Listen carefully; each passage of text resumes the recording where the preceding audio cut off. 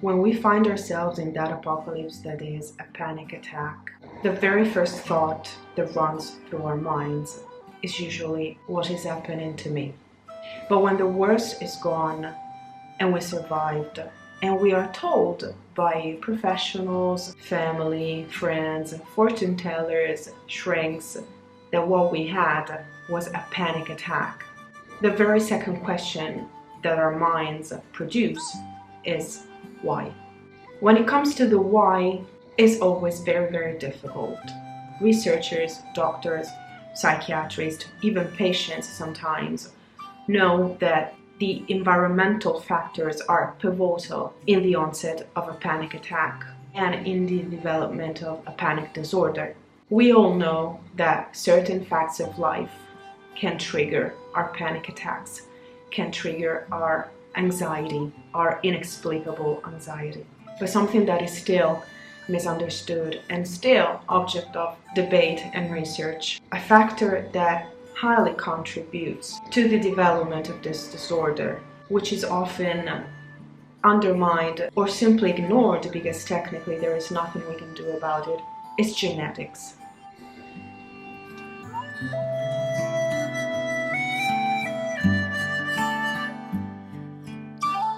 Studies have shown and are showing that there is an important genetic contribution in the development of such a disorder. I'm not saying here that this kind of diseases are entirely hereditary, but they are partly hereditary.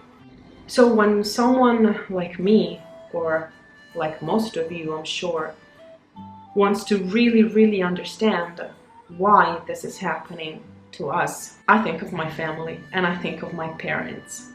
And I think of the two different branches that melted together to produce me. So when I think of genetics, and trust me, I do think a lot about genetics, I think of my grandmother, trying to understand why it happened in the specific ways in which it did. And I try to think, I try to relate, I try to think whether she ever suffered from anything that was even remotely similar to what I've been experiencing for the past 20 years. My grandmother was born in 1924 in a small town in the Italian countryside.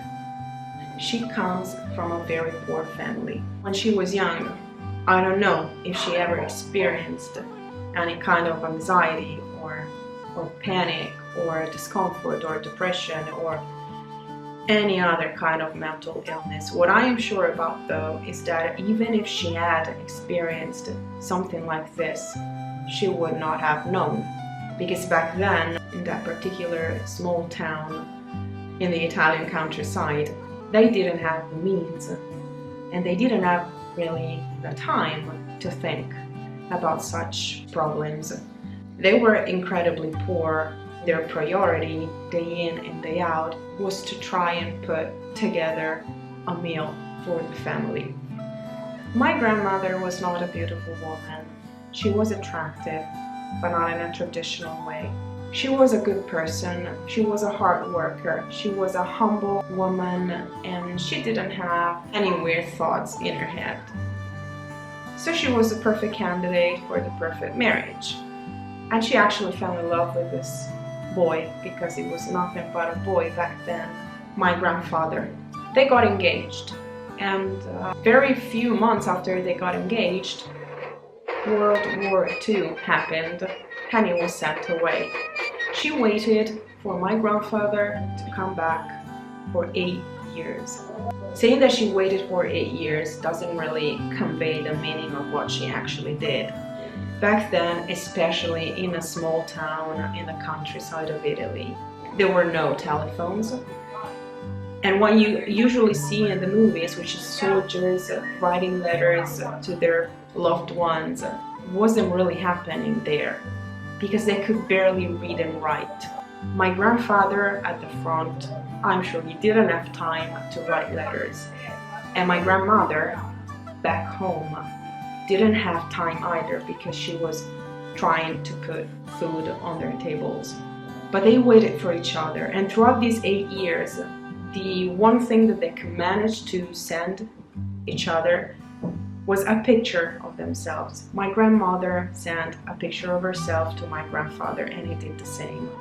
Those two pictures I have in my wallet, and I carry them with me every day. That's not a testament for true love. That's a testament for respect, resilience, and faith, which I don't have. None of those. She waited 8 years, and when all the kids that went to the front started coming back home, she got scared because everybody was coming back but him. We had lost the war, and some of our boys, some of our soldiers were held captive all over the places. My grandfather was prisoner in England. She didn't know that. She didn't know anything about that.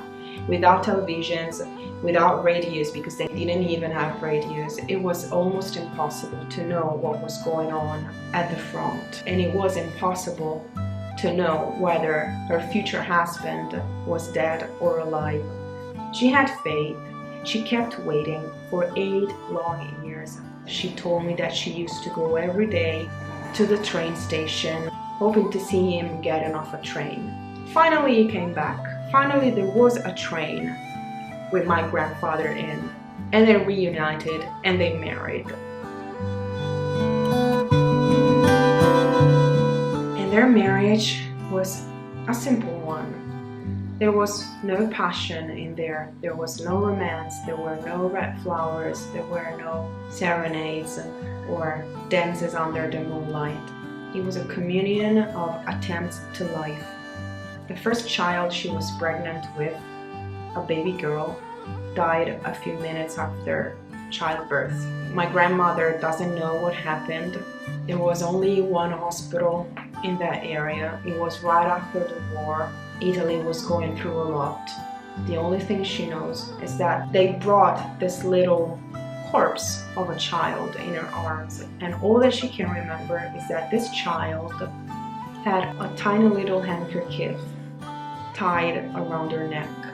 So my grandmother, being the smart woman that she was, deduced that probably the baby had choked with the umbilical cord.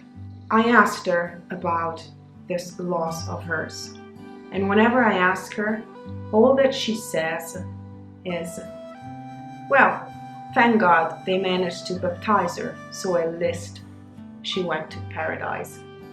She doesn't really talk about that, but not because she doesn't like it or because it puts her in an uncomfortable position, but just because you are not supposed to talk about unpleasant things. Because life is not about complaining, because life is just about going on. Whatever happens to you, you bury it deep inside yourself and you just go on, because you have other stuff to think about. Because she had a husband, she had a second child some years later, so she had things to deal with every day. There was no room for grieving, there was no room for crying or suffering, or as we would say nowadays, to elaborate the loss. This is a trauma. I don't know if this trauma ever caused her any pain. I don't know if she ever experienced a panic attack. I wish I could ask her. I wish she could understand what I'm going through, what I've been going through. I wish she could share with me her very own experience. But when I try and investigate the very nature of her feelings about her life, I realize that even me, even myself, a highly educated person living in the 21st century, I didn't know what I was going through before someone told me what I was going through. I didn't know the words, I didn't know the names. And our brains work in mysterious ways, but one thing that we know is that our cognitive processes work in a certain way. And that particular way is that when you don't know what something is, that thing doesn't exist to you, even if it's in plain sight, even if it's just in front of your eyes. Some tribes, some populations, they don't even know the color blue just because they don't have a word for it. So not knowing what the word for the color blue is leads them to not see the color blue. So I will probably never know whether my grandmother had any episode of panic attacks or depression or anxiety. And there's no way for me to find out, because those words, she simply does not know what they stand for. My grandmother taught me so much. My grandmother saw me being sick. In the early years of my disease, she was desperate because she thought I was sick. She thought that my health was in great danger because she heard me complaining. I was constantly crying because I was having chest pains and I was sick and I was throwing up. I tried to explain, my mother tried to explain to her, but this is an extension of the box I live in. This is my grandmother's house. I come here to be with my grandmother. I come here to take care of her sometimes. She raised me. I'm just returning the favor somehow. I don't know if my grandmother ever experienced anything similar to what I've been experiencing for the past 20 years of my life. But what I know for sure is that in the blink of an eye, she would trade her position with mine. In the blink of an eye, she would take my sickness on her own shoulders and carry it for me. I really hope you have someone in your life like I have my grandmother.